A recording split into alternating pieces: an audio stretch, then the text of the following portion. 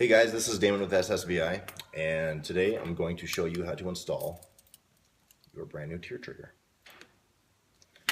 So, first off, got your Glock. You've made sure that it is safe and unloaded, right? I know you did, didn't you? So, nothing in the chamber. Yep, there you go. All the internet people know that there's nothing in the chamber. Okay, pull the trigger, use the tension here, take your slide off. Okay, so most people haven't gone beyond that with their lowers, and it's actually quite simple. There are some things to get people hung up, and I'll show you how to work around that. So, you have just 3 main pins on anything in the last 20 years. So, get your trigger housing pin. Gonna go ahead and push that out. You've got your Glock tool, don't you? You should get one. If not, anything the size of the smallest pin. I use a 1/16 punch sometimes, just a lot of things will work. So the next one I take out is the trigger pin, and there's a rhyme and a reason to doing all these in order. So what I'll do here, so you'll have to apply pressure while wiggling your slide lock back and forth. Don't get out your hammer. Don't use an excessive amount of force. All you're going to do is use just your normal hand strength, pushing this way and working around with your slide lock, and it'll pop right out just like that. So, and when you look at it, you'll see there's some grooves there. Those grooves are there intentionally to lock around the hole that it goes through on your slide lock. So that's the point there. Makes more sense now, doesn't it? Okay, you can push out your top pin, and now use your punch or whatever you've got there, and take out your trigger block. Set that aside. Now at this point, everything will just lift on out like one big complete piece. And you'll notice some spring tension kind of went when you left, pulled it out. If you haven't done this before, don't let that alarm you. That's the connector that's supposed to do that. It'll all squeeze back into place just fine. So from here, what you're going to do is, you can see how it's kind of locked into place. You got little wings there going into the little hole in the housing, and then that area right there on the connector. So just pull it out. It's held together by a spring. Now what I'll do is use some tension, pull it all the way out so that your housing is a little bit loose like this. Hold on to the spring. This is the easiest way to do it. Hold on to the spring, and now just manipulate that trigger bar till it lifts off of that. So just gives you a tiny little gap there. That's done. That's over with. You're good to go there. So you're going to take the new one and do all of this in reverse. So get it back in there in that little tiny gap, and now using tension, lift the spring or lift the trigger bar back around and get that fitted back into the little hole in the side of the trigger housing.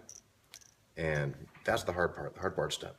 So from there, simply slide the whole thing back. And I'll use some tension, pushing the trigger bar slightly forward just to make sure that it seats on the connector correctly. Oh, and another one on this. So if you're one of the people that have had other trigger work done, and then you order this trigger, I would highly recommend changing everything back to OEM. OEM springs, the only thing aftermarket I have, I'm using an Apex plunger, and they're pre-rounded. I'm not sure what else is entirely different about this plunger, but it plays really well with the trigger setup. Otherwise, everything's stock. Same exact springs it would have come in it when I bought it. Same connector. Using a ghost connector and my trigger makes it scary light just because of the leverage that you have on the trigger when you're actuating it. So, OEM connector, OEM springs, highly recommended. Okay, go ahead and slide that back in. Trigger block back in, and I'm going to go housing pin first. That should push in most of the way. Use your tool, and you can see the way it seats. It won't poke out on either side. It'll sit a little bit less than flush. Okay, very important. Put your locking block pin, your top smaller pin, skinnier pin I guess, put that one in first. Trust me, not that anything's bad, never happened to me at a competition when I didn't do it that order. But you'll see why. You put that pin in first, Now your slide lock, you've got just your little floating spring out there. That is supposed to go underneath that top pin and next to your trigger shoe. If you put your trigger pin in first, lock it all into place, when you put your top pin in, half the time that spring will end up over top of that top pin, and then you'll have no tension, and not only will your gun do fun things like lock back when it's not supposed to, because you've got no tension there keeping it down, it'll just be flopping around as you're shooting and you'll get weird lockbacks.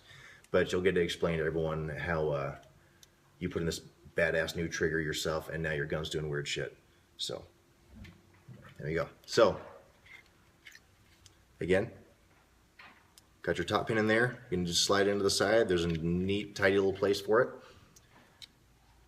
Okay, now as you're sliding your trigger pin in, as you're looking through the hole, you'll see you might have to line things up a little bit, and I'll just use the trigger bar here to kind of push things around. That'll start to slide in. Now on this side, since you've got that spring tension, you're going to have to manipulate your slide lock just a touch, just like you did when you unlocked it. And you can see from the hole that it'll automatically be out of alignment or trying to push itself back like this. So just pay attention to where it is right there through your hole in the frame and push the pin the rest of the way.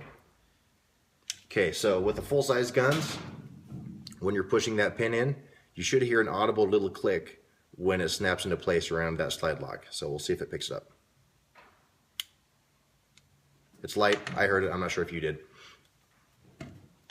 Okay, from there, make sure your recoil spring is in the right spot. Sometimes that'll get knocked kind of ajar and then prevent you from getting it all assembled.